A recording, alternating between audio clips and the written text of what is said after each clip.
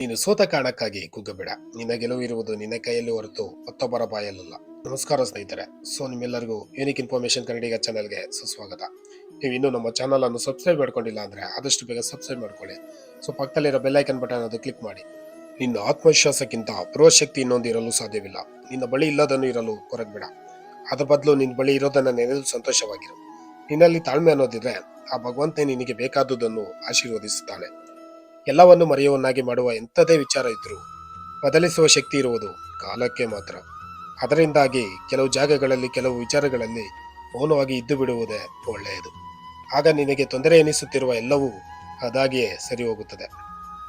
ಒಂದು ವೇಳೆ ನೀನು ಕೇಳಿದ್ದನ್ನು ಭಗವಂತ ಕರುಣಿಸಲಿಲ್ಲವೆನ್ನುವುದಾದರೆ ಭಗವಂತ ನಿನಗೆ ಯಾವುದನ್ನು ಕರುಣಿಸಿದಾನೋ ಅದು ಸರಿ ಇದೆ ಎಂದು ಅರ್ಥ. ತನಗೆ ಯಾರೂ ಇಲ್ಲ ಎಂದು ಕೊರಗಬೇಡ. ಚಳಿ ಇರುವಾಗ ಸೂರ್ಯನ ಬಿಸಿಲಿಗೆ ಅಲೆಯೋ ಜನರು ಬೇಸಿಗೆ ಕಾಲದಲ್ಲಿ ಸೂರ್ಯನ ಬೇಡ ಅಂತಾರೆ. ಅಂಥದ್ರಲ್ಲಿ ಮನುಷ್ಯರು ಯಾವ ಲೆಕ್ಕ? ಮನುಷ್ಯರು ಇರುವುದೇ ಅದೇ ರೀತಿ. ಅವರಿಗೆ ಅವಶ್ಯಕತೆ ಇದ್ದಾಗ ಮನುಷ್ಯರು ಬೇಕು. ಅವರ ಅವಶ್ಯಕತೆ ಮುಗಿದ ಮೇಲೆ ಅವರು ಬೇಡವಾಗಿ ಹೋಗ್ತಾರೆ. ನನ್ನನ್ನು ಇಷ್ಟಪಡುವವರು ಯಾರೂ ಇಲ್ಲವೆಂದು ಕೊರಗಬೇಡ. ಹಾಗೆಯೇ ನನ್ನ ನೋವಿಗೆ ಸಾಂತ್ವನ ಹೇಳುವವರು ಯಾರೂ ಇಲ್ಲವೆಂದು ಕೊರಗಬೇಡ. ಯಾರೋ ನನ್ನ ತಿರಸ್ಕಾರ ಮಾಡಿದರೆಂದು ಚಿಂತೆ ಮಾಡಬೇಡ. ಹುಟ್ಟುವಾಗ ಒಂಟಿಯಾಗಿಯೇ ಹುಟ್ಟುವುದು, ಸಾಯುವಾಗಲೂ ಒಂಟಿಯಾಗಿಯೇ ಸಾಯುವುದು. ನಿನಗೋಸ್ಕರ ಜೀವನ ನಡೆಸಿಕೊಳ್ಳುವುದನ್ನು ತಿಳಿದುಕೊಳ್ಳಬೇಕು. ಈ ಪ್ರಪಂಚದಲ್ಲಿ ನಿನ್ನವರು ಎಂದು ಯಾರೂ ಇರುವುದಿಲ್ಲ. ನೀನೇ ನಿನಗೆ ಎಲ್ಲವೂ ಆಗಿರಬೇಕು. ನಿನ್ನ ಜೊತೆ ದೇವರಿರ್ತಾನೆ. ನೀನು ಎಲ್ಲರಿಗೂ ಒಳ್ಳೆಯದನ್ನೇ ಬಯಸ್ತಿದ್ರು ನಿನ್ನ ಒಳ್ಳೆಯದನ್ನು ಯಾರು ಬಯಸ್ತಿಲ್ಲವೆಂದು ನೋವು ಪಡಬೇಡ. ನಿನಗೆ ಒಳ್ಳೆಯದನ್ನು ಮಾಡಲು ಮೇಲೆ ಭಗವಂತನಿದ್ದಾನೆ. ಒಬ್ಬಂಟಿಯಾಗಿ ನಡೆಯುವುದು, ಒಬ್ಬಂಟಿಯಾಗಿ ಜೀವನ ನಡೆಸುವುದನ್ನು ನೀನು ಕಲಿಯಬೇಕು. ಇದರಿಂದಾಗಿ ಕುಗ್ಬಾರದು. ಜೀವನದಲ್ಲಿ ಎಂತಹದೇ ಅಡೆತಡೆಗಳು, ಕಷ್ಟಗಳು, ಸೋಲುಗಳು ಬಂದರೂ ಕೂಡ ಅದನ್ನೆಲ್ಲ ಮೆಟ್ಟಿ ಮುಂದಕ್ಕೆ ಸಾಗುವುದನ್ನು ಮರೆಯಬಾರದು.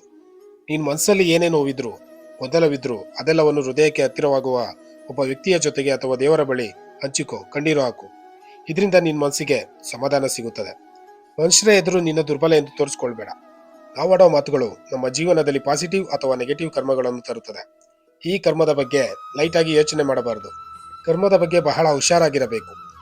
ನಿಮ್ಮ ಮಾತುಗಳ ಹಿಂದಿನ ಉದ್ದೇಶ ಬದುಕಿಗೆ ತುಂಬಾ ಮುಖ್ಯವಾಗುತ್ತದೆ. ಹಾಗಾಗಿ ನಾವು ಆಡುವ ಮಾತುಗಳನ್ನು ಬುದ್ಧಿವಂತಿಕೆಯಿಂದ ಆರಿಸಬೇಕು. ಯಾಕೆಂದ್ರೆ ನಮ್ಮ ಮಾತುಗಳು ನಮ್ಮ ಜೀವನದ ಮೇಲೆ ಮಾತ್ರವಲ್ಲ, ಮತ್ತೊಬ್ಬರ ಜೀವನದ ಮೇಲೂ ಪರಿಣಾಮ ಬೀರುತ್ತದೆ. ಮತ್ತಷ್ಟು ವಿಡಿಯೋಗಳಿಗಾಗಿ ನೀವು ನಮ್ಮ ಚಾನಲ್ ಅನ್ನು ಸಬ್ಸ್ಕ್ರೈಬ್ ಮಾಡಿಕೊಳ್ಳಿ. ಪಕ್ಕದಲ್ಲಿರೋ ಬೆಲ್ ಐಕನ್ ಬಟನ್ ಅದು ಕ್ಲಿಕ್ ಮಾಡಿ. ಹಾಗೆಯೇ ನಿಮ್ಮ ಸ್ನೇಹಿತರಿಗೂ ಈ ವಿಡಿಯೋವನ್ನು ಶೇರ್ ಮಾಡಿ. ನಿಮ್ಮ ಅನಿಸಿಕೆ ಏನೆಂದು ಕಮೆಂಟ್ನಲ್ಲಿ ವ್ಯಕ್ತಪಡಿಸಿ.